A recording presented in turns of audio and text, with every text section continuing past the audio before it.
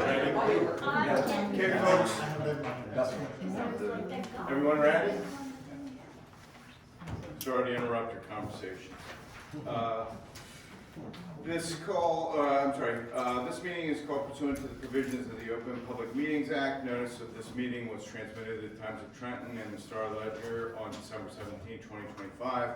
Posted on the Township website, the municipal bulletin board, and filed with the Township clerk as required by law. Everyone, please rise for the pledge.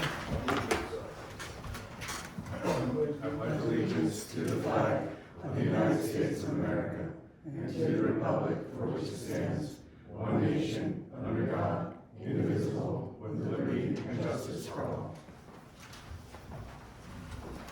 Thank you. Okay, first we're going to move with the approval of the meeting minutes. So, oh, I'm sorry. Roll call, please. Chad Bauer. Here. Luke Hampton. Here. Charlie Kirk. Here. Sue Locke. Here. James Hall. Here.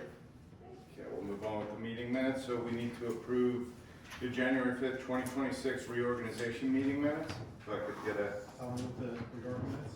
second. Any discussion? Okay, hearing none. All those in favor? Aye. Any nays? Any abstentions? Okay. Thank you.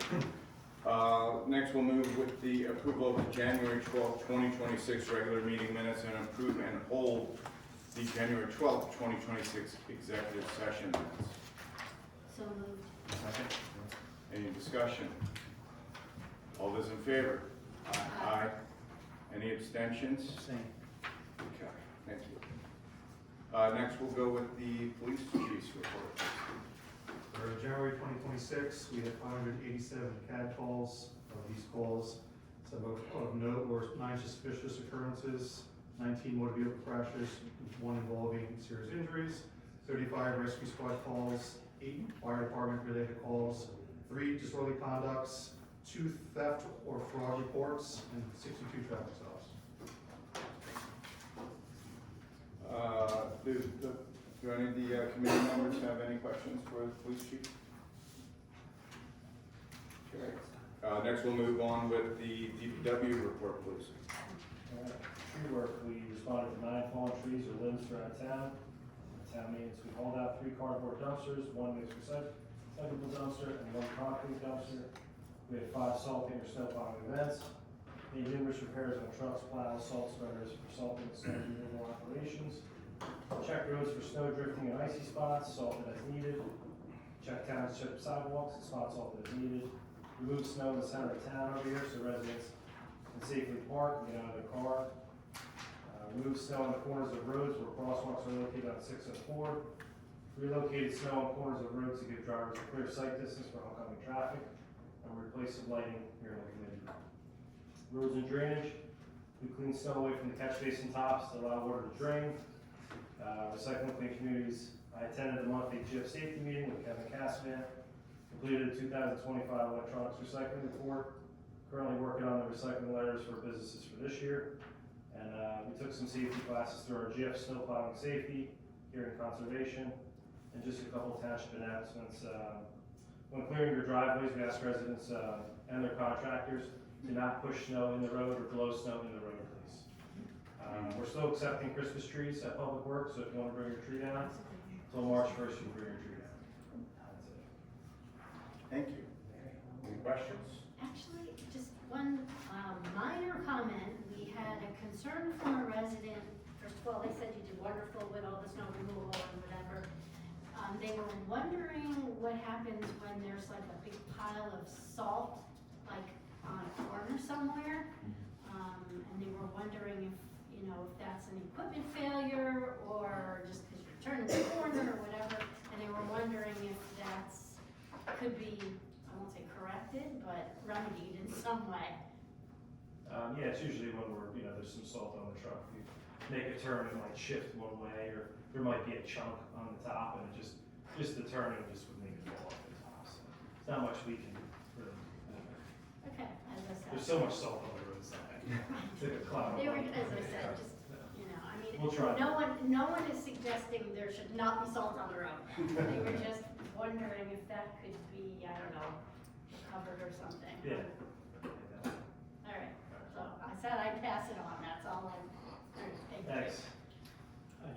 Just a comment to both the chief and the director. Great, I know this is tough times, these are tough times for everybody with all that's going on with the snow sticking around. You guys and the folks at the fire company are doing a great job keeping everybody safe, comfortable, and, you know, keeping the roads clear and just making sure everybody's taken care of. So thanks to you and your teams for everything you're doing. Thank you. Justin, I just had a quick question in respect to the topic of salt. How are we doing on our salt reserves? Or, you know, I'm sure there's probably a shortage statewide or throughout the Northeast. So right now, we're decent with salt right now. I contacted the county this afternoon. We're gonna look into some OEM, we're gonna talk to OEM and see if we can maybe get a load or so of salt, just to keep us, you know, through this next weekend at least, because it looks like there's gonna be some more precipitation. But we've been mixing some stone dust to kind of lengthen the salt, Okay. which, you know, helps with a little grip on the roads also. So we're doing okay, we're doing a lot better than some other towns, but right now it's really tough to get salt because the river's frozen, so the ships are having a hard time getting in the port. Sure. So, Question for you. I know that we've been contemplating upgrading our salt shed. yeah, we definitely. Would you recommend going forward when it's time to actually replace that, to actually increase the size so we could keep a larger supply? It definitely would help us stockpiling salt. Right now, we're very limited on what we can stockpile, especially with the new stormwater regulations. We're not allowed to have any salt outside that building. Right. So we're restricted to about 400 to 500 tons. Mm-hmm. Having 70 miles of road, it's really not that much. We could probably get through 2 storms, maybe 2.5 with that. Okay. So that's definitely something we're gonna have to look into. How long is the useful life? If you ordered a whole bunch of it, would it, I guess it's good for as long as it doesn't. Oh yeah, it's good Okay. for a while. As long as Just it's gotta covered, figure- it's out of the weather. Yeah, That's the right. most important thing for them. Okay. All right, that's good to know. Thank you. You're welcome. Appreciate it. Next, we'll move forward. Anyone else have any other questions for anyone? Okay. You're good? Luke? Yep. Administrators report, please. I have a couple of comments on agenda items. Tonight, there's the introduction of the ordinance to exceed the municipal budget appropriation limit and to establish a cap bank for the calendar year of 2026.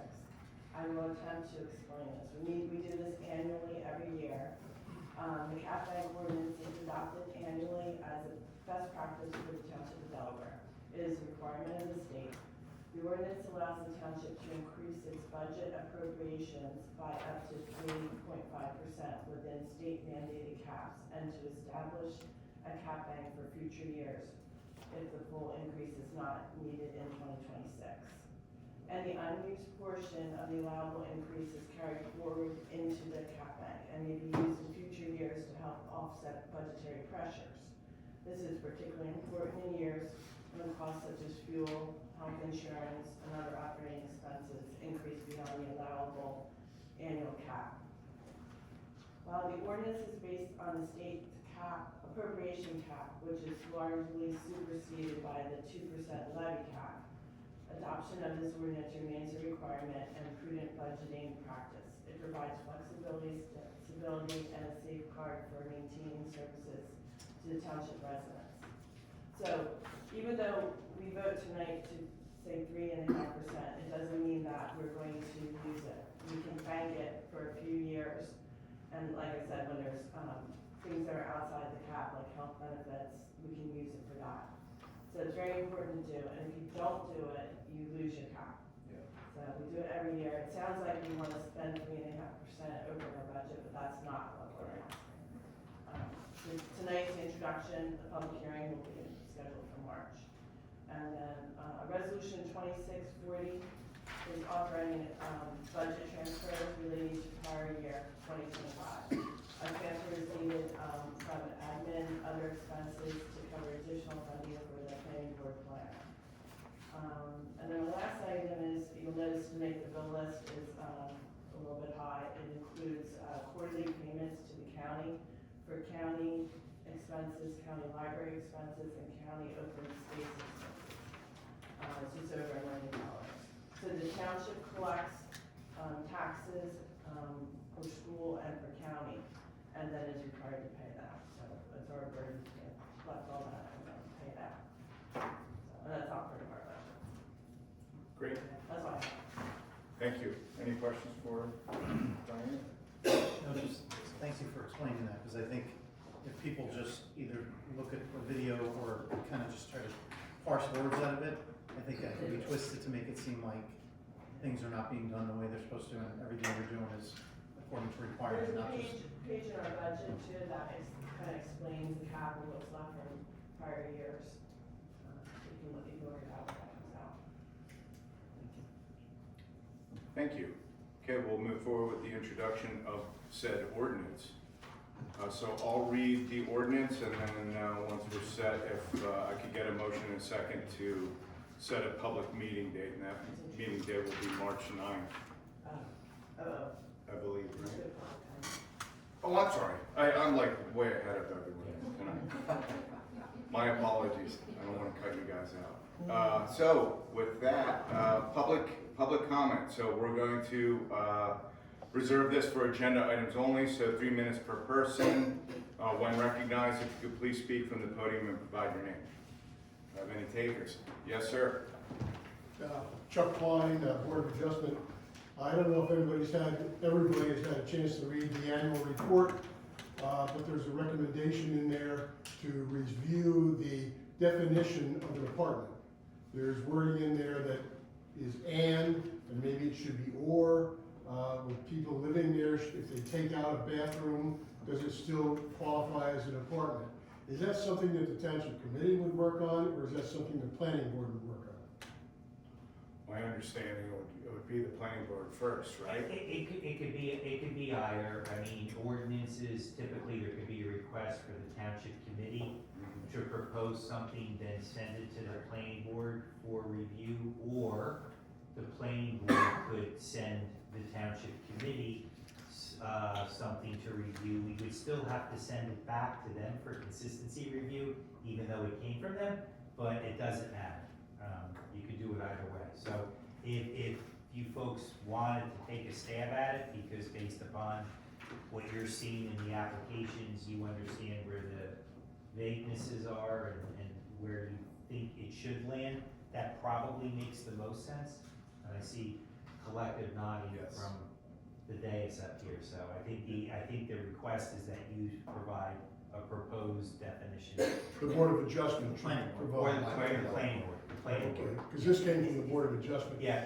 And the reason I'm bringing it up is, we had over a half-hour discussion, and it never came to a full conclusion, so. Well, since you have the same attorney, I just talked to Steve and then to the but it should come from the planning board, not the Board of Okay. Adjustment. So, I guess my question is, could you please refer that to the Sure. Planning Board? Absolutely. Thank you. Thank you, Chuck. Anyone else? Okay. Seeing none, I'm going to ask for a motion to close public comment. So moved. Second. All those in favor? Aye. Aye. Okay, let's move forward with the introduction of ordinances. I think I have the order right this time. So, ordinance number 20, better do this. 2026-01, calendar year 2026, ordinance to exceed municipal budget appropriation limits and to establish a cap bank, NJSA 48-4-45.4. If I could get a motion. I'll move to approve the ordinance. To introduce. Sorry, to That's okay. introduce the ordinance. Second. Okay, all, roll call, please. Chad Bauer. Yes. Luke Hanson. Yes. Charles Sterling. Yes. Susan Mott. Yes. James Wall. Yes. That's- Hearing date set for March 9th. Thank you. Okay, next is ordinance number 2026-02, an ordinance amending the provisions of Chapter 230 Land Use of the Code of the Township of Delaware, Article 3 Zone Regulations to amend Section 230-12W entitled Accessory Apartments to note required township subsidy. If I could get a motion in a second to introduce. Go I'll ahead. move the introduction of 2026-02. I'll second. Okay, roll call, please. Chad Bauer. Yes. Luke Hanson. Yes.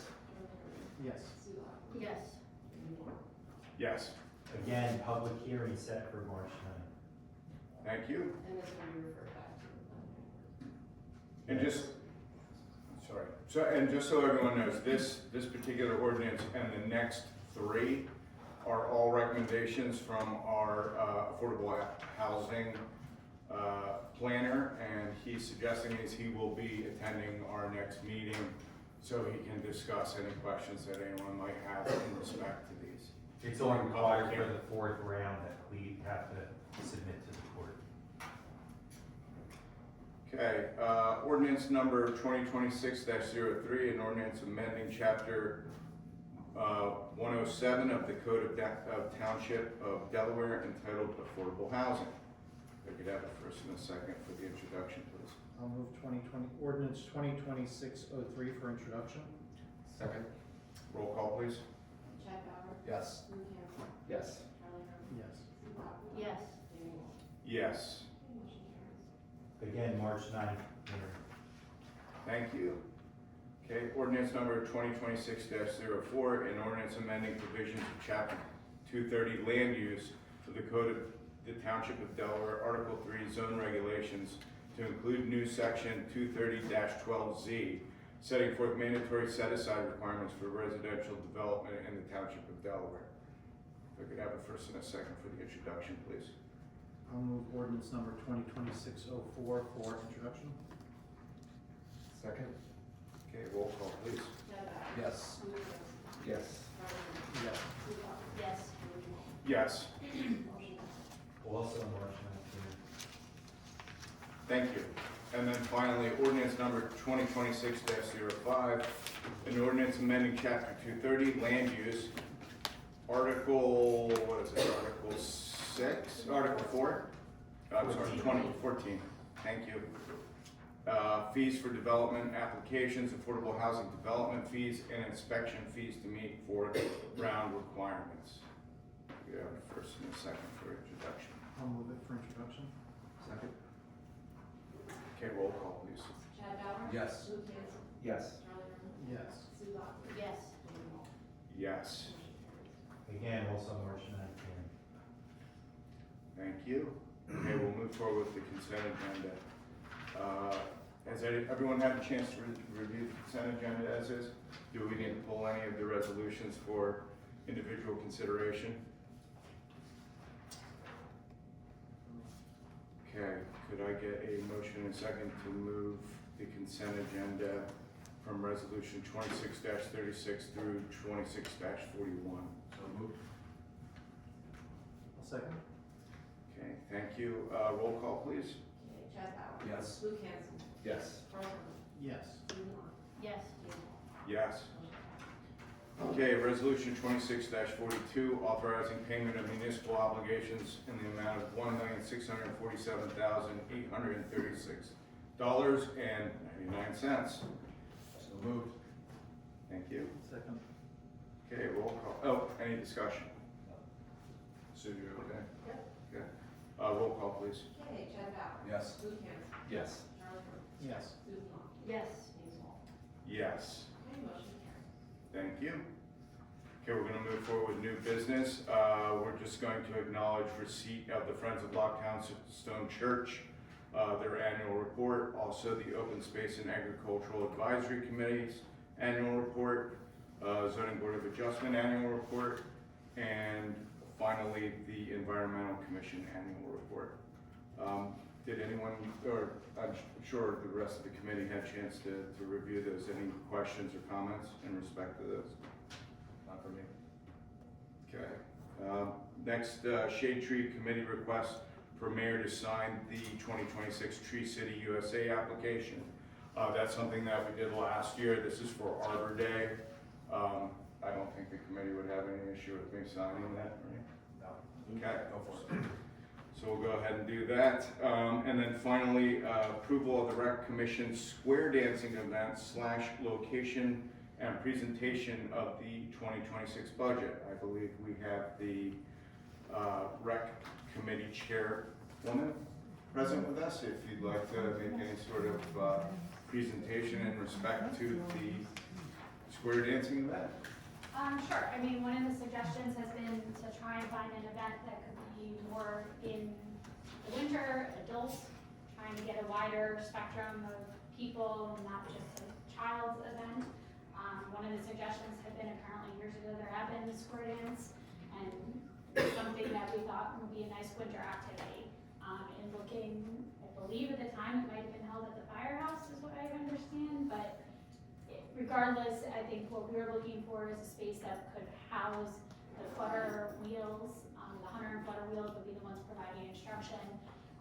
The school has some limited availability, but one of the problems is, frankly, if we have it there, do we have food and whatnot? So we did ask about using Artie's in terms of, it's up off of Route 12 in Frenchtown technically, but they have a space that's kind of a standalone space that often they bring bands and they have, people go, it's accessible in terms of, being all one floor with bathrooms on their own, and it's an establishment.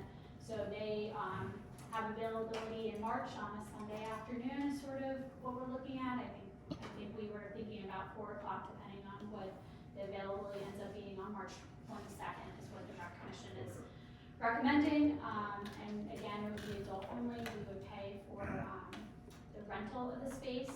If the audio equipment there doesn't line up with what the flutter wheels have, then we would also have to pay an additional fee for use of their speakers and stuff. But we also are going to be paying the flutter wheels, and we put in $1,000 in our budget just to try and maybe have, if we order some food in terms of having like appetizer food, and that would be what we would provide, and hopefully, get a decent day so it's not a storm, and we have, and see what the interest is, and then kind of see where we go from there in terms of a future event that could be larger. So that was what we ran by in terms of trying to see if insurance would cover it, which I believe they were favorable on, and that's that part. I don't know if Yes. you want me to continue into the budget, or? No, pause for a I minute. think if you don't mind, I'm gonna ask the committee if they have any specific questions in respect to the event itself. I mean, we're covered from Jeff. Yes. So it's just, the optics of it, as long as everyone's okay with it. Fine by me. I think it's a great idea. Okay, so go ahead and square dance away. So on that, we will move forward with getting the estimates, because I think they're willing to do the PO and stuff like that, so we're gonna Okay, move forward with getting the flutter wheels and RVs then, sure, PO to all be in touch, so thank you. you're welcome. And then, if you had any specific things you wanted us to consider in respect to the rec 2026 budget. I think overall, it's 27.7 is what we estimated it based on the carry forward that was in the trial balance. We knew that we have an expense of about $2,000 for some audio equipment that I think was posted in January, although it was, committed in 2025. So the trial balance had about $15,596.47 from the one that was shared as of December 31st, 2025, that was shared on January 29th. And so when we met last week at our meeting, that's the number that we came up with. Largely the budget is the same in terms of a lot of the events staying the same. We did add in the event for the square dancing, we had added in 1,000. We did increase up a little bit on, what we think the Great Crate Race might be, in case we can do some other things along with, the celebration of, the fact that the Crate Race is happening on 4th of July, 250. So we added some additional budget there. Most of our budget kept the same. We did have Jenna Vecchione come in terms of summer rec, and I think she feels, and what the rec commission recommended, is increasing the daily rate to kind of help that offset some of the salary increases that she's foreseeing for summer rec. But the 10,000 that we have here is largely, it's consistent with last year. So Okay. again, some of that will depend on people committing or not committing, but she wants to start advertising early, so I think our hope is that if we can get this approved, we can move forward with advertising and then, get the permission slips to you guys so that we can even start registration. We did add a little bit to our administrative budget because one of the things we're looking to do is maybe to do an online sign up. So we increased it slightly from 150 to 750, but again, overall, some things went down, like we eliminated the meteor shower and other.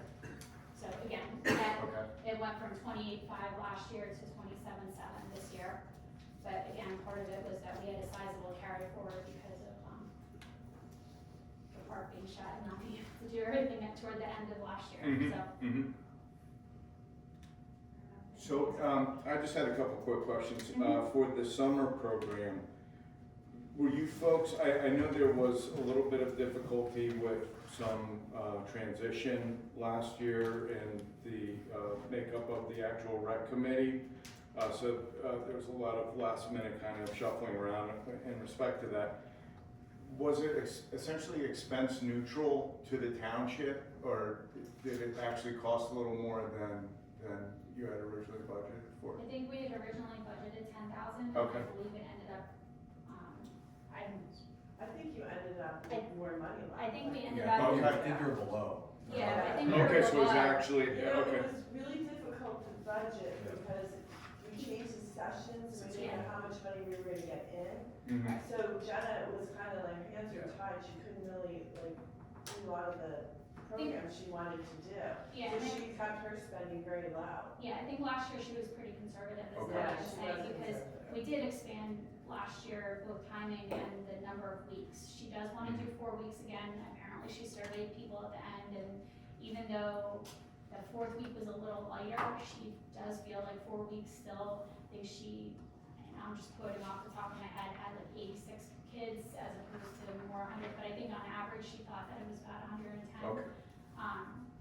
So again, I think we feel like we do it again this year. We did have that discussion at the meeting last week about whether we wanted to trim it back down to 3 weeks again, if we wanted to trim the times down again, but she did feel like it was worth trying it, and, again, the recommendation though was to try and offset some of the salaries is that we, as a commissioner, are recommending that she increase the pricing up. Again, I think, you know, it's still a pretty good deal at $125. Sure. You know, so we're talking up from 100, and I think one of the feedback items that she did get from parents was to do more programming. And we feel like if she does that and we keep this at 10,000, then she could maybe commit to some more programming. At the same time, I feel like she should also feel confident in saying that the cost is only $125, so if people really want more programming, there could be other camps somewhere else that have more in-depth programming. Did you talk about maybe cutting off registration? Like, it just seemed like we didn't know how many campers were gonna attend. So I think the recommendation that she wanted to make to the, which is part of why we wanna try and get the permission slip in front, is that there will be no refunds Okay, that's past a it. certain date, because I think last year, and again, trying to advertise earlier, but also to put into the permission slip that there will be no refunds, we were thinking past June 1st. So that way she really has the number to commit to, and again, people can still perhaps register, you know, later, but again, I don't wanna speak for her quite on how she envisions it, but I think she thought that we should add you don't get a refund. And the payment online will be. Yeah, and that's another thing we had talked, I reached out to Diane briefly because one of Jenna's recommendations is to try and do an online payment. So I think Yeah, last year, one of the issues, she waited until like she had a bunch of registrations to bring them to you.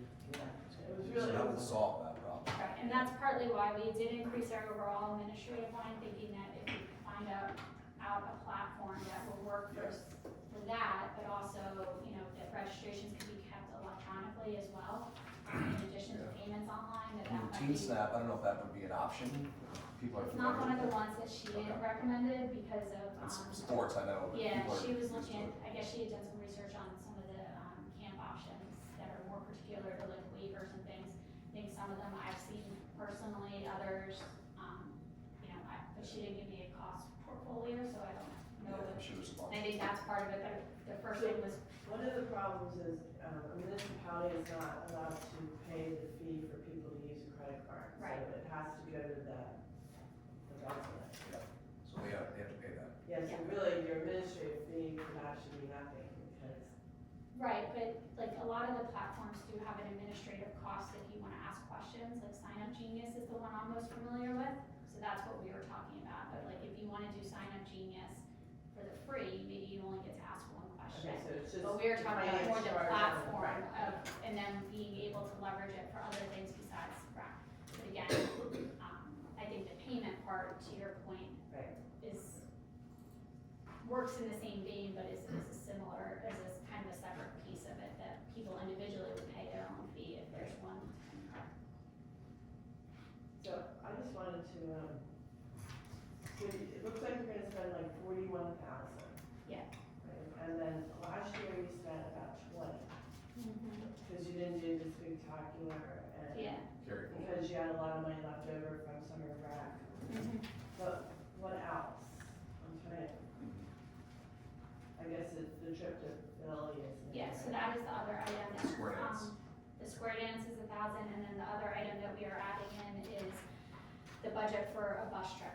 So we added in about $3,200 because, I don't wanna steal Liza's thunder, but Liza did come from the historical commission to try and, work with us to try and do an event that she has a number of items, but this was the one that the rec commission thought that we could support in terms of putting it into our budget. The goal or the thought is that, you know, we have no idea whether we'll sell all the tickets, so we put the whole cost of the 32 estimate in there. However, I think, you know, our thought is that people will pay for their ticket and it will include their ticket to the museum as well as the bus, but again, if the bus is a commitment of, you know, roughly 56 people and we don't sell 56 tickets, then we wanna make sure that we're accounting for it on the bus. And that is in, to the Museum of the American Revolution, again, trying to probably put that, I think, toward the fall. The fall is when, and again, kind of in partnership with the historic. Not to keep you up there any longer, because I'm sure you're not looking at this. And I don't need an answer right now. Just before we approve the budget, if the rec commission could give some kind of detailed information on the spectacular, that number has crept up to being bigger than the crate race. Crate race is arguably the biggest event that we have. I can try and get more details on it. I do know we kept it the same as what it was budgeted last year, and I don't. Right. I did not attend the one, so I can't speak to that. Understood. It's a small, Mhm. to me, it's mostly the residents that are running, or the parents that are decorating the cars and doing things, so it jumps out on the page when you see that that's $5,000 compared to the crate race that's a moneymaker, essentially, that's 3,000, and especially with being the 250th, you know, on Right, the 4th which of is why July. we. So, Yeah. no answer needed now, but just before we approve the budget, if we could get Okay. some clarification on that big Yeah. number for the spectacular, Sounds good. because that's scary. Thank you. Thanks, Judy. And, And we're all set for Easter egg hunt? So the Easter egg hunt, we're, Or yes, egg hunt? the egg hunt is going to be, March 28th, thank you. At the school, we're just awaiting the official, use form, but I was told, yeah, I mean, the school have been amenable to have posting it there, so that's the plan. What's that? If the snow is melted by then. Yes, if the snow is melted by then, I mean, we'll see what happens, Are but, you planning another candy stuffing party? we are having a candy stuffing party, but we're going back to how maybe a few years ago I had done it, which was right after school on March 20th. It's a Kids. Friday with the Girl Scout troop, Yeah, Girl right Scouts. during their meetings already, so right after school, and, you know, that way, and again, that's gonna be at the school, we're putting use form and things like that, that way, we kind of just bring it to them, we don't need to have kids dropped off anywhere or things like that, so. And they get credit for that, right? They get credit, and occasionally in the past, I've been asked to sign forms, and I have, Okay. you know,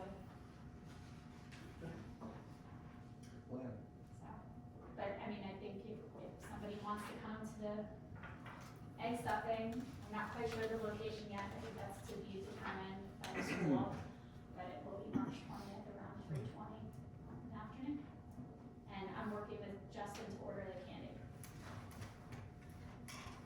Great. Thank you, Julie. Thank you. And, yeah, I think that's it. Appreciate that. Thank you. Any other questions? Okay, thank you. Thank you, really appreciate it. Okay, let's see, so we're gonna move on with old business. So the first item is the resident correspondence regarding Camp Road Memorandum of Understanding. So I received a letter from a resident who was curious about where we stood with West Amwell Township and the Hamp Road Bridge. Back when Ida took out the Hamp Road Bridge, Delaware Township, in conjunction with West Amwell, each wrote an independent letter to the county, because the county owns the bridges, to the county requesting that the county reconstruct the bridge. The reason for our desire to replace the bridge was convenience for the residents who live on Hamp Road to quickly get to Route 202, for emergency vehicles, especially those coming from Lambertville, to be able to easily reach our residents on Hamp Road, etc. There were some complications if the bridge were to be rebuilt to the specifications in which it stood prior to Ida. Unfortunately, a lot of those emergency vehicles could not pass because apparently there's a trestle that prevents any sort of high vehicles from being able to get up there. So that argument was kind of thrown to the wayside. And that trestle is maintained and owned by a railroad company that is out of our control. So we couldn't ask them to, make the trestle passable. So without having that sort of argument any longer behind our backs, and it just came down to residents' convenience to getting out of Camp Road and down to Lambertville or whatnot, I think the county took that, plus other considerations such as a large portion of the road that led up to the bridge that was owned by West Amwell was washed out by Ida as well. And apparently West Amwell admitted that they didn't have the funds that were necessary in order to rebuild that particular portion. So even if the county wanted to build the bridge, the road wouldn't lead up to the bridge. So the county then made the decision and spoke to both townships and indicated to us that it was their intent not to continue with investigating and reconstructing the bridge, and they were going to begin discussing how they were going to decommission it and take it apart. Based upon the letter from the resident, I guess the resident and the historical committee or society of Delaware Township has made a request to, I believe, state and federal historical registries for official designation of the Hamp Road Bridge to go on those registries. And I think the understanding is if they are on those registries, that perhaps that would drive the county towards further consideration of reconstruction of the bridge. However, it's my understanding from the county that the actual designation itself is almost a backfire to the intent to keep the bridge, because if you have it on the historical registry, the bridge needs to be reconstructed utilizing historical standards. And those historical standards have tripled the cost of the bridge. So the county originally determined it would take about $1 million using modern technologies and cost-effective materials to reconstruct the span. Would probably cost about $1 million was their estimate from their engineers. After having conversations with SHPO, who tells the engineers exactly how the bridge should be reconstructed utilizing historical standards, the engineer and the various bidding that they went out and received put the estimated cost of the bridge at $3 million. The county only received $1 million from FEMA for the bridge from the federal government. So we have a shortfall of $2 million if we're going to rebuild the Hamp Road Bridge in respect, keeping in mind with the historical context. So I understand the intent behind the letter. I understand the intent of trying to keep the bridge for historical reasons, but from a pure economical perspective, it's just not doable. So I was told that if someone from that particular historical society, and I'll obviously reach out to them after the meeting, would like to take a piece of the bridge or certain pieces of the bridge and take them somewhere to create some sort of monument for people to be able to see, and recognize the Hamp Road Bridge. The county is more than willing to entertain that idea. And I even heard the suggestion, not a guarantee, that they might even help with that expense.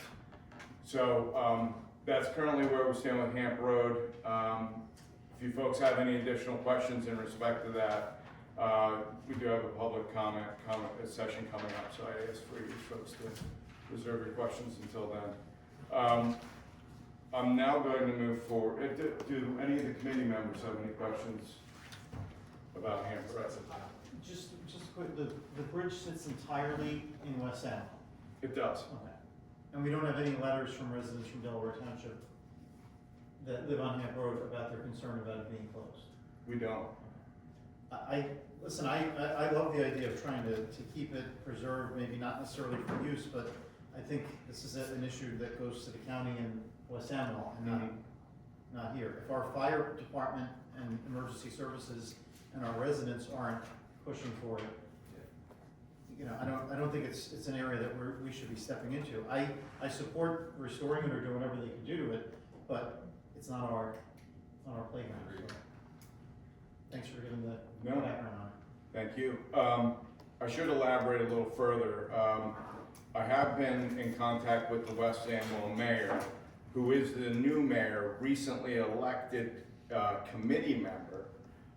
She is completely new to the committee.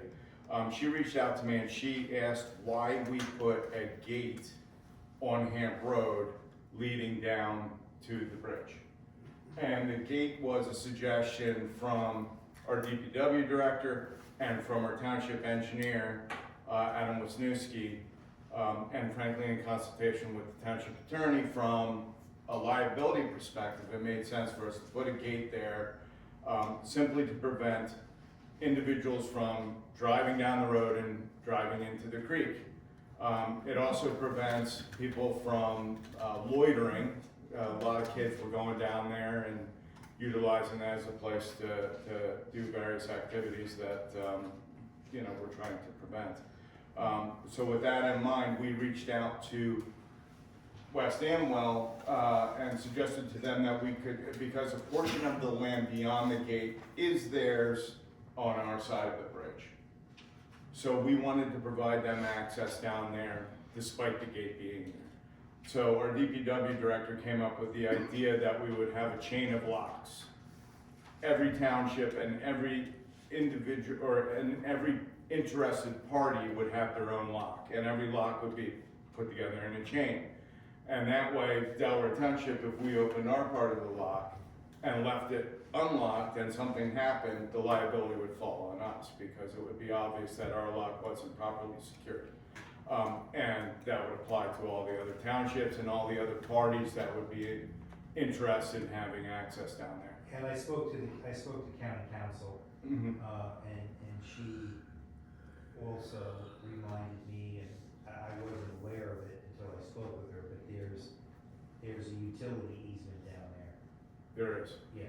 Natural gas. Right. It's a big pipeline from my So they need to be understanding. included in that Daisy Rock, because they. We just spoke to them. Yeah, they need access. They're gonna have access. Okay.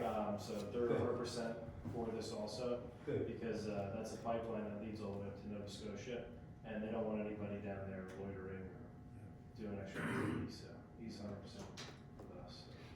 So the last couple arguments from the West Amwell mayor were the fact that that particular land down there is designated as open space. And as everyone knows, we have to provide access to open space for anyone who's interested in going down there. However, that only has to be pedestrian access. It doesn't have to be vehicular access. So she understood that, and then the next argument was there is a hunting club that is active down on that particular parcel of land, and the hunting club wanted to have access, and we just suggested that the hunting club themselves could have one of those locks. They could continue to go down there. Why a township would want to have open space simultaneous with a hunting club, I don't know. It sounds like a liability issue to me, but that's what they want, and that's what we suggested, is just this chain of locks, and that way everyone can kind of keep a record of was down there. And unfortunately what happens is when people go down there, they unlock the lock, they go use the land, and they come back out, and they just make it look like they locked the lock. And then it comes undone, and then the gates open, and then you get the potential of vehicles or, younger individuals or whatever loitering down there and become a liability. So we want to make sure we keep track of who is ultimately at fault for any sort of liability issues going down there. So that's the story of Hamp Road. It's been a saga, but hopefully we're nearing the end. So with that, we can move forward with the Historical Advisory Committee continuing discussion of Plan 200. How do you say the anniversary again? Semi-quincentennial. Thank you. So Liza, Sure. So thanks, Julie, for your comments. We're happy to work with the Rec Commission for the bus trip, because our committee we don't have budget, and we don't have that kind of structure really. So we were really happy to work with them. But the other part of what we wanted to do is why I'm here. I don't really know exactly what my next steps would be. If we're what we want to do is put on this kind of walking tour type of event in October, and it involves, reenactors and some budget items, and we don't have any kind of budget. So I don't know exactly, so our plan is our hope is to be able to pay for these things and recoup money by selling tickets and also applying for grants. And I know I've come here before and asked about that, but the question came up at the Rec Committee about in what capacity are we going forward with that, and I guess I'm not really sure. And also, if we need funds, should I just put in a budget request? I mean, is that really what I should do, is write it up and send it in, and then you'll consider it whenever you're considering a budget? I think that would be helpful for all the committee members to consider. Yeah. Okay, because I If have you don't that. mind doing that. No, I have it all ready. I just have to kind of put it into an Would the email. town purchase this? Well, that I don't, that is what I'm looking to you all for help with. I mean, if it was a committee with a budget, I guess we would be putting in requests for So- spending, and I don't really know how the town works. I mean, I know how So when we did our anniversary, first of all, no offense, we started a year ahead of time. well, we started talking about last summer, but this And part we didn't get to. Well, right there, that was our fundraiser. Everybody whose name is on that quote Yeah. put money into a fund, and we had, I think we raised around $15,000. Yeah. And then we had the money we needed, and we did all the stuff that we needed to do, and we didn't ask for any money. Yeah. So, but again, as I said, we knew it was coming, Mhm. so we set that all up a year in advance, Yeah. because there was no way we were gonna be able to do it fast enough if we waited. No, I totally hear you. I mean, I told you before, but not that you remember, but like last June, I went to a professional conference, and it was kind of the first it occurred to me to even do something, and then I heard about the Reverend J and the whole statewide thing, and then, so it only even was an idea starting in June or July. So I realize it's kind of, quick, but, So, I mean, we did, things like walking tours really don't cost you anything? well, it's not just a walking tour. The vision that we have come up with is to have reenactors for different aspects of history in our town and in our region. And to have, like a reenactor, reenactors at 4 different stations, and then have, and then we have to prepare information for them, and there has to be a little research and some writing, and I have it all, I can tell you right now.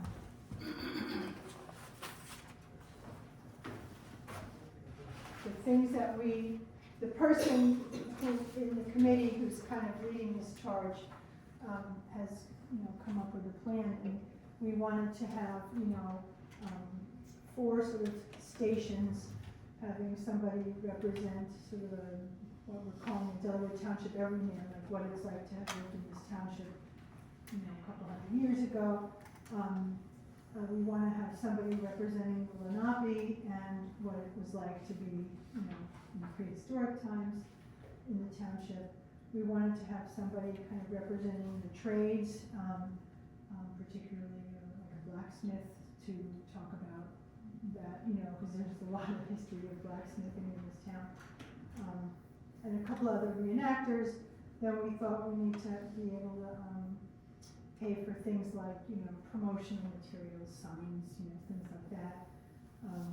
Maybe a sound system, I don't know. I don't know why exactly we need a sound system. I guess we might, the person who put this together just kind of put everything in, we might possibly need.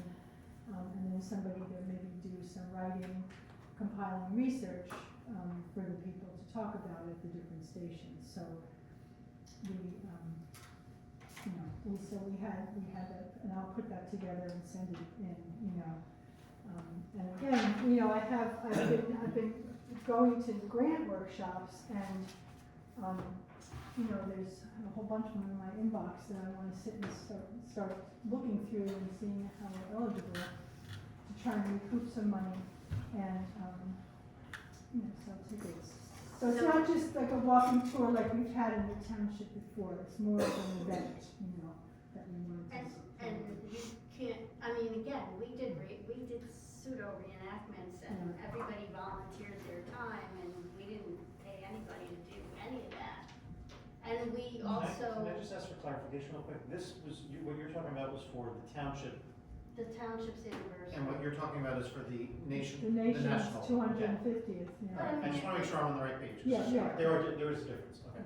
Well, I'm not sure there's a difference in terms of, doing the research, there's all kinds of people. I don't mean there's a difference in the Should not groundwork, say I meant that. there's a difference in Absolutely. the event. This is jumping onto the nation's 250th anniversary.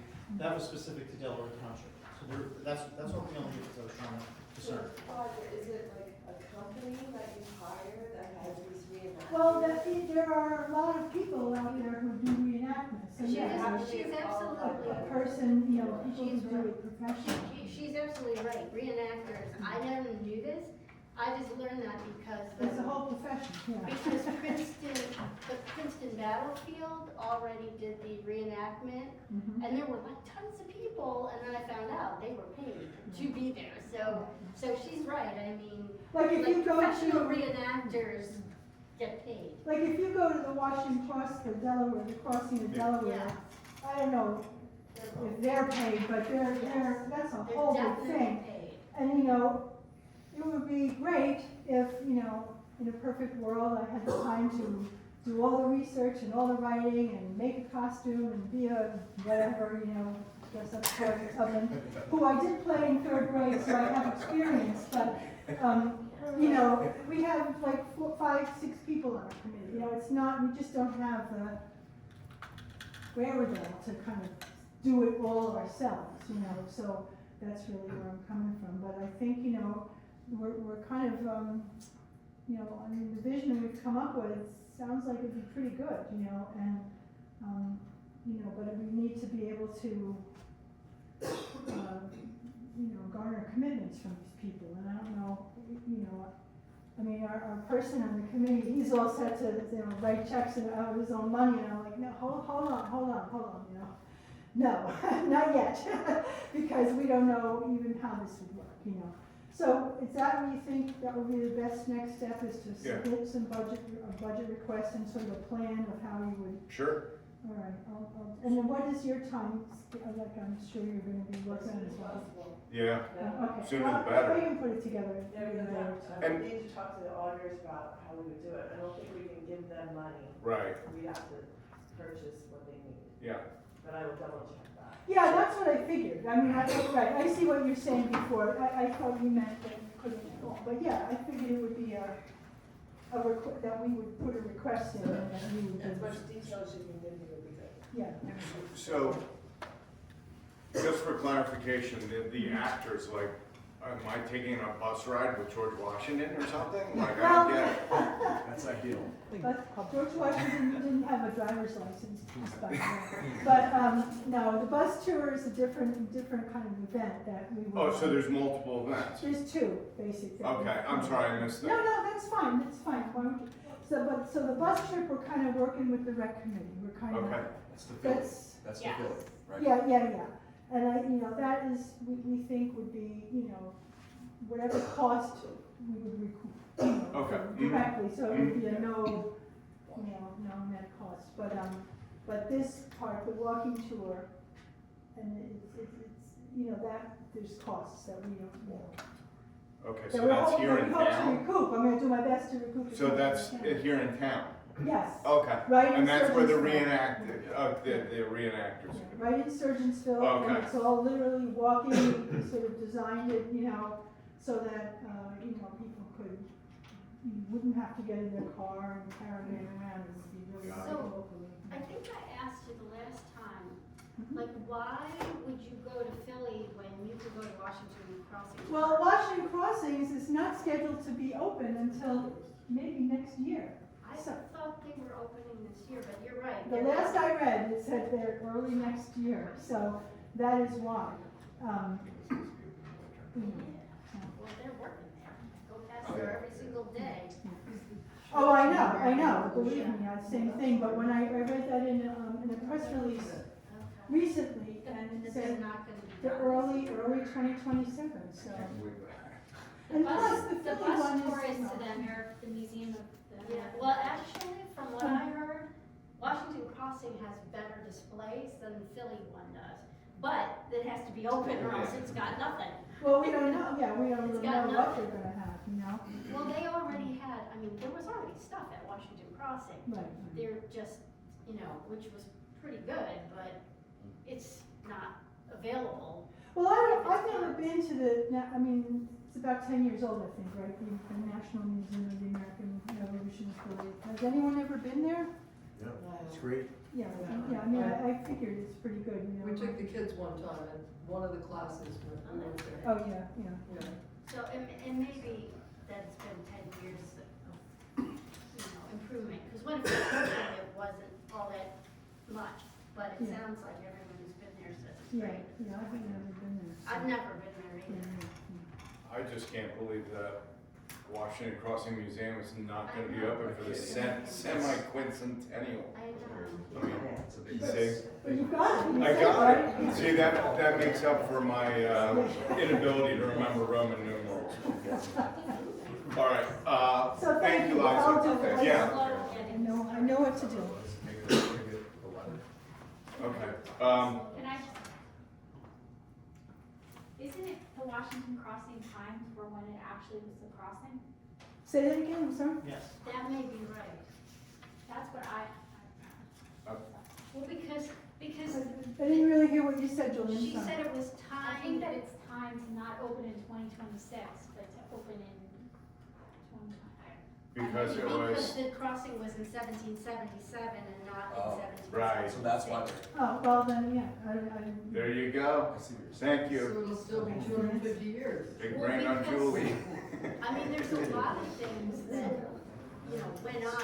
1776 was like the beginning, wasn't the end. Well, right, and that's why we're not planning it like for July 4th. We wanted to spread it out Yeah. through the year, and that's what the state Yeah, program is even doing, they're saying, you know, focus on the whole big picture of our nation. I think even the Princeton battle that they already did might have also been at a later. Yeah, I don't remember years, I'm the worst archaeologist, I don't remember years. So, Well, we all learned something this evening. Thanks, Julie. all right, thank you. Thank you, Liza. Okay, Township Committee comments. Yeah, so Okay. update for, Take it away. yeah, Trap Rock. So the engineer did send their report January 26th to the committee. There's no activity planned this year, just like the last several years. No plan for asphalt production. The conditions the engineer found are similar to what we expect, what we've seen the last several years. The QCC can now meet as we have the information, and that's planned for the back half of February. And once we work through the details, if there's anything to refer to the planning board, we will do so. Nothing from a personnel perspective for this meeting or finance. Yeah. Thank you. Mr. Hanson. Alrighty, Shade Tree Commission, they have a reorg, Bob Hornby's gonna be chair again. Larry Coffey's vice, they approved meeting dates. They started planning their Arbor Day tree giveaway for the second graders this year. Not gonna give away any secrets, but for what they're planning, it's gonna be a good one, so that's exciting. My daughter's in second grade, so she will get one of those trees. And as we know, the Tree City USA is going to be, application is going to be signed by our mayor. Environmental Commission, yes, has a reorg. Marianne Royal is going to be the chair, Diana Garibaldi vice. Cleanup days this year, April 25th and October 24th. They have easement monitoring this year. I believe it's every few years that we have to do this, and I guess that's going to begin when the weather warms up and we can actually see the easements. They approved the 2026 events and the meeting schedule. Environmental Commission did quite a bit last year, doing all the same events this year, seems, so excited for that. Board of Ed, Delaware Township. January was actually School Board Recognition Month. On the 17th, in coordination with PI, there was a roller skating night at the Frenchtown Roller Rink. I was there, it was a lot of fun. Great attendance, there was over 100 people that showed up, so that was really fun. On the 26th, there was a spelling bee, and I could not find the winner's name anywhere. I wanted to recognize them, but I could not find it, so sorry about that. Pi also had an Author's Day for pre-K to 6th grade with Amolia Valdanda Viduli, who's a local New Jersey scientist and author, and she read her book to the kids. It's a great event for them. Pi is also starting their after-school enrichment program, and they are looking for volunteers if anyone would like to sign up for that. There's a couple of volunteers still needed. It's a little over an hour, Wednesday and Thursday. You don't have to do both days. Any help we can get would be great. Let's see, CUSAC is going on at the school, and I had to look this up. This is the New Jersey Quality Single Accountability Continuum. So what they do is, this is the part of the Department of Education, and they monitor and they monitor, and it's a self-evaluation system for instruction and program, fiscal, governance, operations, and personnel. So basically they take a look at how the school is functioning, and it's a self-evaluation. So really it's, they work with the Department of Ed to make sure the school is running efficiently, and curriculum is where it's supposed to be. That will go on through the spring. Hunterdon Central Board of Ed. As far as that goes, they had a big Model UN meeting in Hershey, Pennsylvania. Over 1,300 kids from around the country participated. Multiple students from Central were elected to the committee to plan the event for 2027. Several students from Central also earned premier delegate recognition by the Model UN. So, also winter sports are beginning over at the high school. They have a lot of winter sports, more than when I was there. I'm not going to tell you about, they're all doing really well. I'm not going to go into all the details, but swimming, winter track, wrestling, ice hockey, bowling, basketball, cheerleading, and I did not know this, but Hunterdon Central has a fencing team, so I think that might be worth checking out. The rec commission, Julie hit on a lot of the stuff I was going to go over. Egg hunt, March 28th at DTS. The square dance is going to be a go. That's coming up March 22nd. Dills Park is under plenty of snow and ice. There's not a lot going on over there. I'm sure Justin is sick of being asked about it, so nothing's going to happen until after February. So that's all I have. Thank you. Mrs. Lockwood. I can just add the Open Space Committee is now definitely having an outreach meeting live. The first one that we'll have had for many years, actually.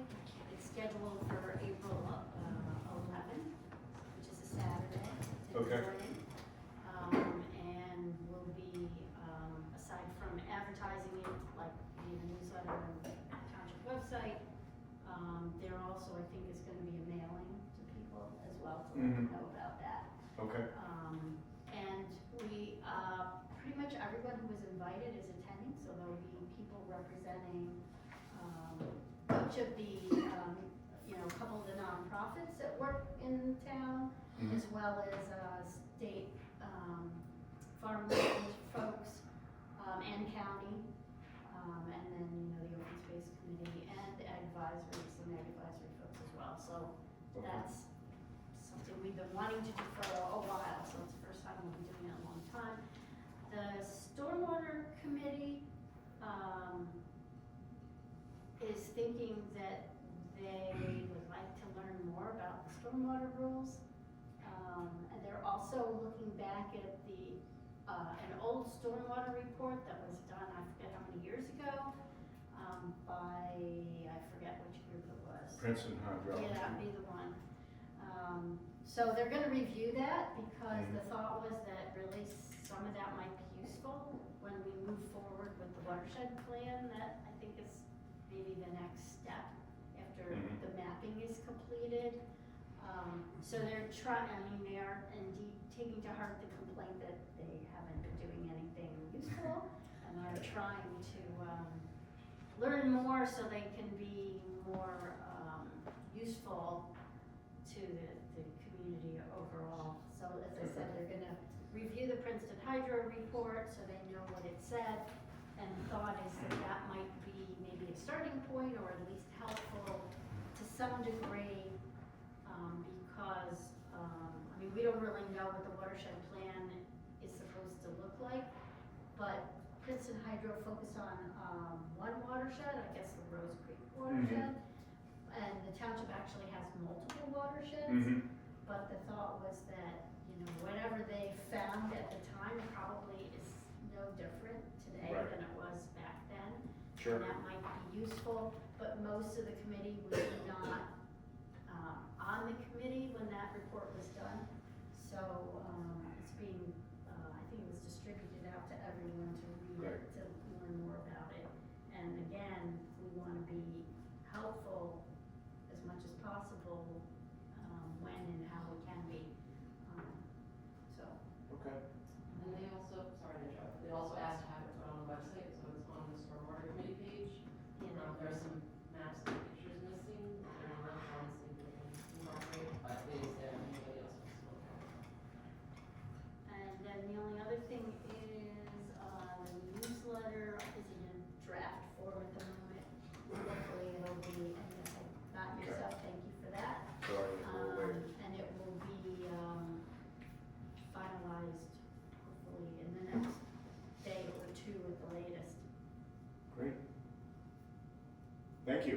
Appreciate it.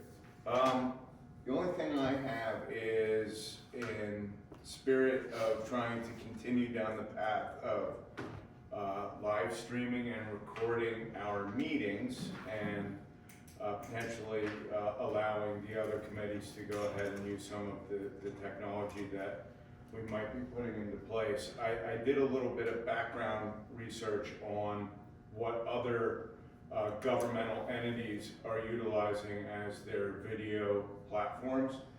And I know we had discussed the possibility of utilizing YouTube. Apparently one of the major issues in respect to using YouTube is the fact that you don't have any control over the video itself. When someone can download the video and manipulate the video. And then also there's obviously advertisements that are going on if you're not a YouTube premium subscriber. So that's not exactly something that a municipality probably wants injected into the middle of their meetings when they're being rewatched. But I think one of the most important things is the fact that it can't be downloaded and manipulated, and there are services out there. One of them is called Vimeo, and that one for the professional version costs approximately $450 per year. Now the difference between Vimeo and YouTube, there's a couple of different aspects that make Vimeo the better platform. First off, you're allowed to, you could probably do this on YouTube too, but you can disable comments, you can disable downloads, so people can't take the video off of YouTube or Vimeo, I'm sorry, and manipulate it. It's domain locked and encoded, so it would only play on the Delaware Township official site. You could send links to Facebook or any of the social media platforms, but if someone clicked the link, it would take them to Delaware Township site, and it would play on the Delaware Township site webpage. Also, there's some additional security measures that are there. Apparently, this thing generates what's called a checksum hash, and so if anyone tries to republish it, those hashes won't match to the version that we have here. There's also timestamps that are embedded in the video itself that people can't manipulate, and it would be very easy to ascertain that it was a manipulated video if in fact it was. So it kind of makes our website the single source of truth, if you will, for the video. And at the cost of $450 a year, I think that makes a lot of sense to go ahead and further examine this. The other thing that, and I know I asked Charlie to check on this, was our current video setup is not very good. It's very, the aspect ratio is very large, so you can't even see anyone who's really up here. So I know that you had spoken to our technology expert that kind of knows our township building, right? And he suggested to you that he had a couple, Right, there's options. Yep, right. So did he report back like how much it would cost approximately, or? Somewhere in the neighborhood of 5,000 Okay, to do the upgrades that need to be Okay. done. So. that's it's- not too bad. It's, If that's what we're doing, let's just go in and do it. okay. So, as I mentioned in the last meeting, and obviously this is up for the committee to consider, in order to offset the cost of of this particular streaming platform, I was hopeful that we could go out for the newsletter and do an opt-in. I know we went over the various reasons at the last meeting, but I would love to implement this new technology, but at the same time, I think it's time to retire old sort of ways of the township communicating, and that is via paper and sending stuff into people's mailboxes. I think there are individuals out there that certainly want a paper copy of the newsletter. Someone just this week said, "Oh, I saw the newsletter online. Can I get on your mailing list?" So- Which is fine, which is great, and there's gonna be people like that, and we're So- not trying to dissuade anyone from continuing to get their Taken newsletter. us all this time to get a decent mailing list. I'm very happy to let people opt out. No one's gonna opt out, that's the problem. No one's gonna opt out. I think you have to force people to make a conscious decision to, and obviously, this is my position, and I'm curious what the other committee members believe in. But I don't think if I get and Sue, if I get the newsletter and I open it up and it says, hey, would you like to opt out of receiving the newsletter? I'm gonna look at it and be like, that's a great idea, I'm gonna put it aside and not think about it, no, it'll never happen. And hence, the amount of people that the savings that will generate from the people that actually do go ahead and fill out that form and, reduce that mailing to going out to those individuals, I don't think it's gonna have that great of an impact. Whereas if you had an opt-in, hey, do you want to continue receiving this in this current format? Or you can also see the newsletter on Delaware Township site. I know I would consume it electronically, and I think a lot of residents probably would too. But the most important aspect of this whole thing is it requires someone to do something, and in order to continue receiving it. And it's not going to be that difficult, because kind of conceptually what I had in my mind was the next newsletter would have an insert in it that would be like a card or something that you could rip out and send it in the mail back to whom, or drop it off at the township building here. So I'll just make one other statement. Okay. Just because I don't, and again, I appreciate the fact that there's a cost involved to doing any kind of streaming, whatever we're doing. Mm-hmm. So I'm not suggesting that it's okay to just add money onto the budget and Mhm. not think about it. Mhm. However, I also feel like the more outreach, the better, and I don't feel like, just because we're doing it that way, that means we should cut back on doing it another way. It's like there's no, in my mind, maximum outreach that you should ever do. So people, you're absolutely right, people consume their information in all kinds of different ways. Mm-hmm. And I don't see why you have to cut back on one because you've increased another one. To my mind, that doesn't make sense. The more outreach, the better. That's my opinion.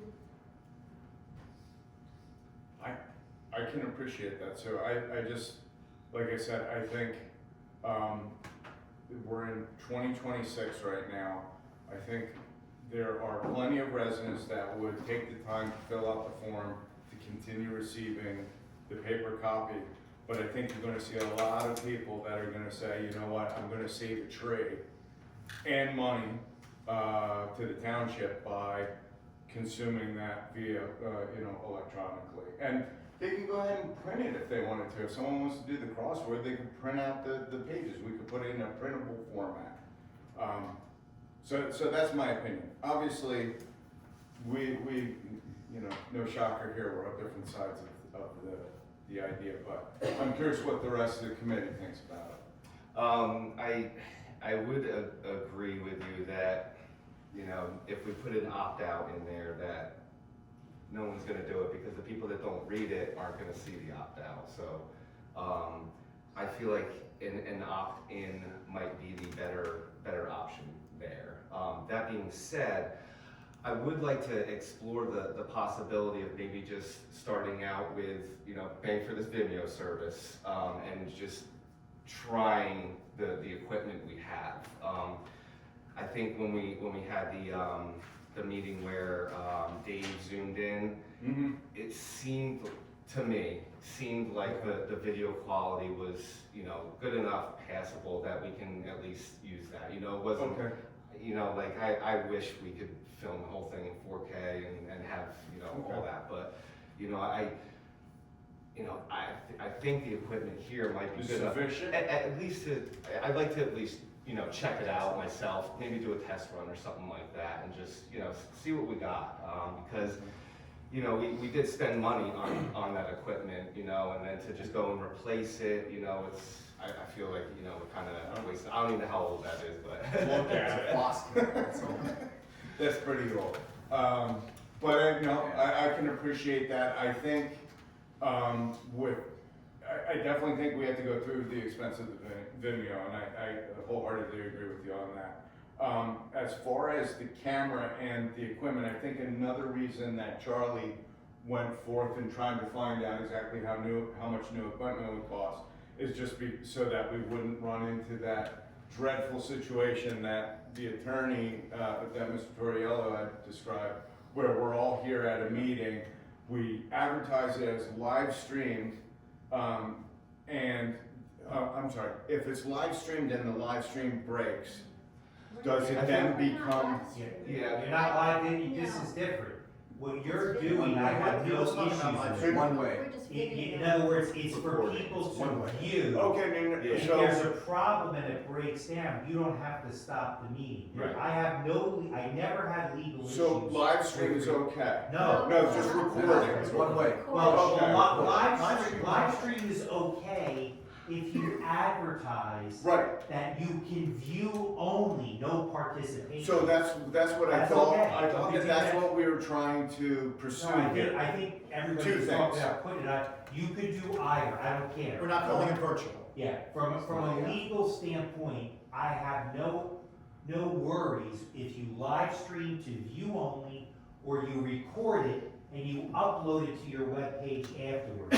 It makes no difference. Okay, so here's my issue with that. I just worry that the planning board and the Board of Adjustment do have professionals that utilize the service to participate, correct, Chuck? That is correct. So if they are doing those meetings and it breaks down on them, they should be essentially ending their meetings. They do, and they have. Right. And Chuck has testified, Okay. he stated before that they were in the exact same situation. Their attorney gave the same advice. They had to shut the meeting down in the middle of it, everybody had to go home. Right, Exactly. okay, so That's a problem. that's my issue, Luke, with, I know they're gonna continue utilizing that form of communicating and having the professionals call in and everything. And that's frankly a benefit to our residents, because you're minimizing the expense of the professionals having to come physically here to the township, right? So I would think that the savings that are gonna be generated by that, by buying $5,000 worth of equipment, probably justifies itself within a couple of years. So that's kind of why I was pursuing, I thought it was a good idea to pursue that and simultaneously record our videos, but only live stream and not have participation from the audience. Yeah, and just to add, also, there are some land use boards that will utilize for participation for their professionals only, Mhm. or their board Okay. members only, and that's a whole different thing. Again, from a legal standpoint, I don't have an issue with that, because let's just say hypothetically, you were gonna have Adam zoom into this meeting, and you had a technical issue. What you do is, you just cancel that portion of the agenda Right. where Adam was gonna present, or if you were gonna have a committee member join by Zoom, and if it broke, as long as you had a quorum, my legal advice would be you continue with the meeting. Okay. The problem is, once you allow the public to participate that way, if it breaks down, everything has to stop. The meeting becomes illegal at that point moving forward. Joe, this is way more in the weeds than we need to be, but just to that point you just made. In that scenario, if it's a committee member coming in by Yes, virtually or a professional, communication gets cut off, that person could call in. that person could call in too. Okay. Correct. All right. Correct. And I have participated before, both as a land use attorney and as a municipal attorney by phone, Right. for various. My reason for It's asking that happened 2 question- or 3 times in the last 4 years. My reason for asking that question is exactly what you just said. It doesn't end everything. It doesn't shut down business, and it No. doesn't even take that professional off the agenda, Correct. or that committee member off the agenda. That's They true. could just call, they could could call. dial in and get on speaker. Okay. Yes. Okay. Mr. I Bauer? would go with the advice of the expert on the technology. I don't know much about this technology versus the new technology, but if we're gonna do it, I would suggest we kind of do it right.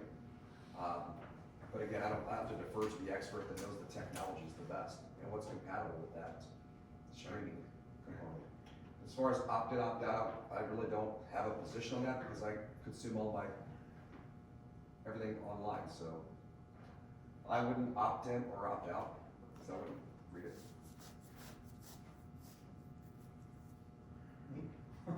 Yeah.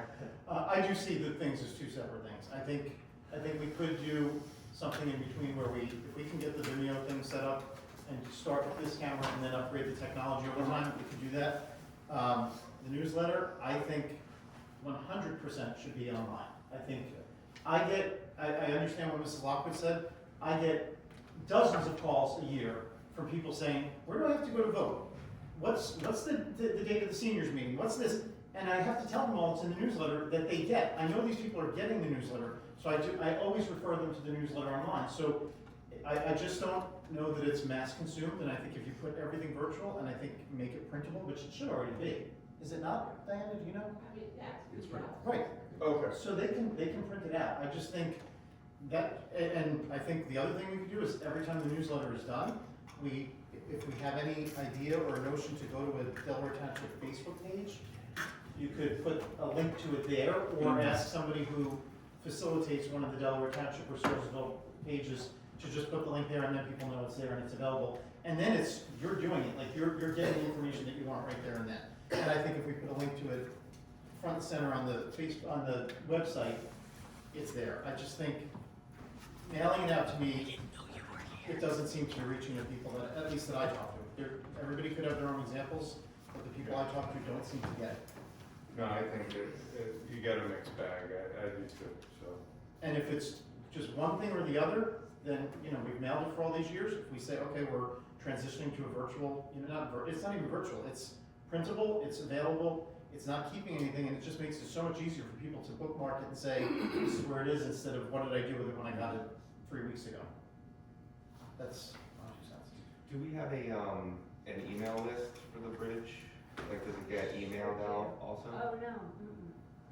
I wonder if that could also possibly be included in the opt-in to opt Sure. into receiving it as an email newsletter as well, so that way it gets emailed to the individual, so they don't have to go hunt it down. It just goes right through their inbox, and Yeah, and you could. it makes it nice and easy. Have the link to it on the website right there in the email. Yep. Okay. So, if it's okay, I'm gonna ask Diana to explore the Vimeo, a little bit further, the pricing associated with that, and, I don't know if we get any sort of discount with other municipalities or something in Hunterdon County, or maybe the county has some information about it. At least save the tax. Yeah, right. And then, Charlie, if there's any way that you could get like a suggested, sort of, I guess, budget as far as I know he said like $5,000, but the specific, equipment that he's suggesting, et cetera. And also we should check and make sure that it's compatible with the website, right? It shouldn't be an issue. Yeah, no, it should be. But I know at one time it was. Yeah. Okay. When we were talking about doing live stream and stuff, there was an issue, so I don't know if that would be, or not live stream, virtual. And that way, we can all come back with kind of the hard cost total to implement this. I mean, we're just talking about round numbers here. And then, if you could ask and find out how much the, like an opt-out card would be, or opt-in card would be, to it be included with the mailer. I don't know, are you in contact with the folks that actually? Yeah, usually can't add anything, no, for Okay, so mailing, maybe what actually. we'll have to do on a subsequent Cutout. issue, a cutout. We will. Okay. We'll, because by the next issue, we'll know what we're doing. Perfect. Yeah, All right. yeah, I mean, listen, I'm in no rush here, I just So wanna we'll, get our ducks in a row. so we'll, for the next one, because as I said, this one is pretty much done, but for the next Right. one, we'll put something in there. Okay. That'd be great. All right. And then we can, once we have all the information, we can all Yeah. debate it and then go to vote on it and see, what everyone wants to do. So thank you. I appreciate it. That's all I have. Charlie?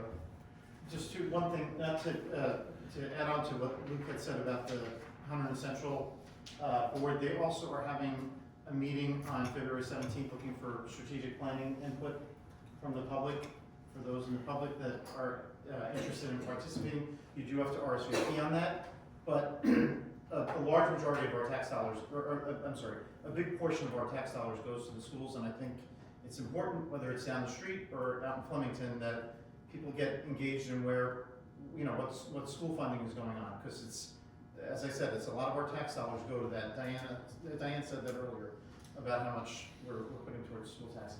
The only other thing I wanted to do is there was a follow-up to the people in the audience and the people on the committee that were here in December. In December, the Township Committee was lobbied very aggressively to have a special meeting to help facilitate and expedite a land deal for a property owner. And I admire the mayor's commitment to his word to the property owner. That property did not close until last week. So all of our efforts to have a special meeting in order to help facilitate somebody's private land deal didn't end up closing. We jumped through all those hoops. Again, I admire the commitment to keeping our word on it, but it again goes back to what some of my arguments were earlier, is that we shouldn't start dipping our toes into those kinds of things. But it did finally close. I have no idea how it all worked out, but that's now a done deal that we could have done 4 days later. That's all I have. Thanks for that. Appreciate it. Thank you, Charlie. Okay, let's move forward with public comment. So this is 3 minutes per person. When recognized, please speak from the podium and provide your name, and obviously the subject matter is not restricted in any form or fashion. Yes, sir. Yes, Chuck Klein, resident.